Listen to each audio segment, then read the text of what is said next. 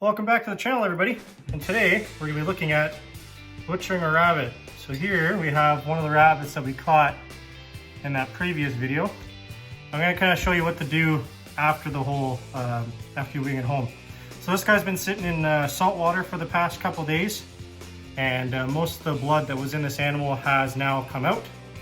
So one of the first things I like to do is actually overlooked by a lot of people. Believe it or not, rabbits do have tenderloins just in there. They're very small, very thin, and very delicate, so they sometimes do get damaged in the skinning process. You got to be careful when you're skinning not to rip all the guts out too hard. So to harvest these bad boys, it's pretty easy. You can just rip them out, but I'm trying to keep them as intact as I possibly can.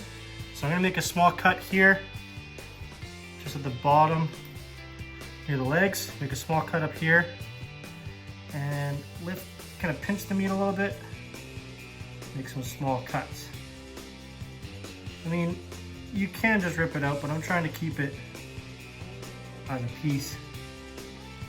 So you could just, again, you can almost just pull and rip it out. At this point, almost there.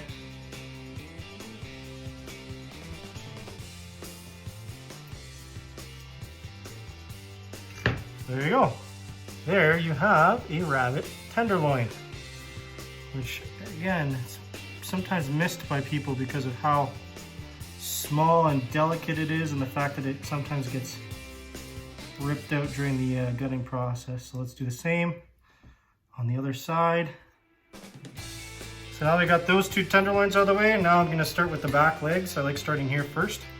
So one of the things I'm going to do is I'm going to make sure that I make a cut just along where the bone is here and cut straight down to the ball joint. You'll feel a nice stop on the bone, like right there. My knife's not going anymore. So now what I can do is, now I've made the cut straight down there, I'm gonna move to this side, grab my small knife. You can kind of almost see a line where the meat is here. I'm gonna try and cut straight along that line. Kind of just basically what you want to do is push your knife down against the bone, so that way you can try and exercise as much meat off of here as you possibly can. Okay, now that we've made those cuts, now what we can do is pop out the ball joint. There's the ball joint right there. Again, I'm gonna grab my small knife here, kind of work it right along the bone, trying to cut as much meat off this animal as possible. So one thing you want to keep in mind is there is a hip bone just down here at the bottom. So cut up against that. There you go. And there we go. That's why I don't cut straight down by the ball joint. You kind of miss this meat here if that stays on. So there you go. There's one leg. Completely pretty well clean there. So there's our second leg. So you can see the back of the carcass now. Got most of the meat free there, which is good. Now I'll move on to the front. So unfortunately, I did put a gunshot right here through this upper shoulder blade on this bunny on the front, and the back came out over here. So this shoulder blade's intact. So what's nice about this one is that it's free floating. It's only held on by muscle and muscle and membrane here, muscle and skin, I guess.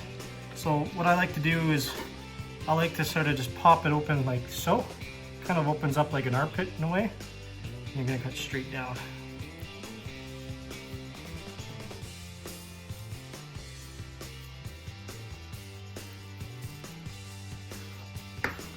There you go. There's our front leg. There's the other leg.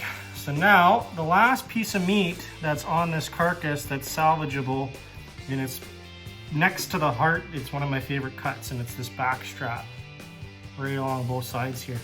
So some videos online, when you're watching them butcher this process, they'll usually cut it down here and work their way across, but they're neglecting the meat that's up here at the neck. It's not a lot, but I'm trying to get the most meat out of this animal as possible. So what I'm going to do first, I'm going to make a cut with my small knife here up the neck. Kind of wiggle it across to both sides.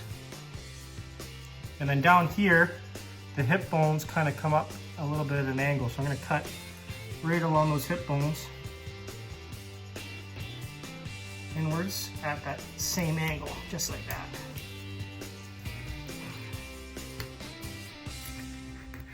There you go. So you can kind of see what I mean by the angles there. Okay, so we made our cut at the top, made our cut at the bottom. So now what you're gonna do is this skin right here that's over top of the back strap, it really does get in the way. So what I'm gonna do first before I start cutting this back strap, I'll start on this side, is I'm just gonna put my knife underneath the skin and cut that skin away. Okay, so that's all you're gonna do is just work your knife down along underneath that skin.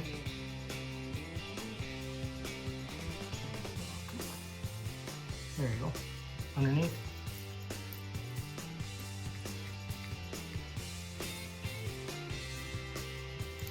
There we go. Now it's coming off.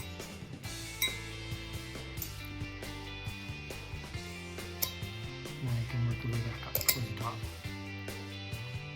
It just makes it a bit easier to try and remove this back strap. Okay, move it out of the way. There you go. So now that the skin has been moved away from the back strap, now what we can do is right along these rib bones, you can cut right across, following the rib bones. You almost want to hear the rib bones clicking as you go.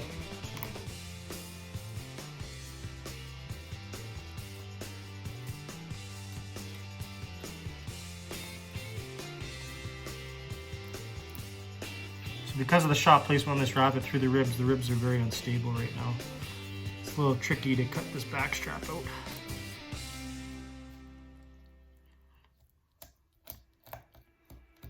So you can see I'm pushing the meat away, cutting down right along those ribs. You can hear my knife kind of clacking against the spine as I go deep enough. All right, now that we're at the bottom, what I'm gonna do is I'm gonna cut the skin away. The bottom. This is the skin that was covering the internal organs, and the intestines and all that stuff. Okay, so now you made your cut there. Now you can do is you can now work your way. Now we made this cut, we're gonna work our way and cut right along the spine, straight back. Free this back strap.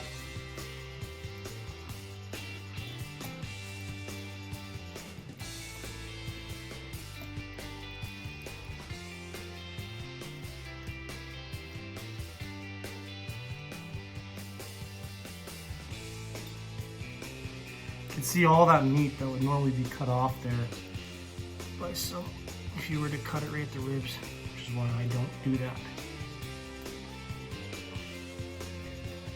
Okay, again, just move the meat away and just have your knife tucked up against the back here, working your way all the way down. There you go, excellent. So what's gonna happen is, now that we made our way back here, the bones kind of slope a little bit downwards. So just gonna cut away the bottom.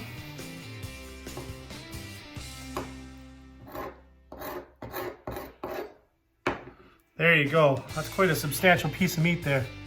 And it's completely boneless. So now you can do the same thing on the other side.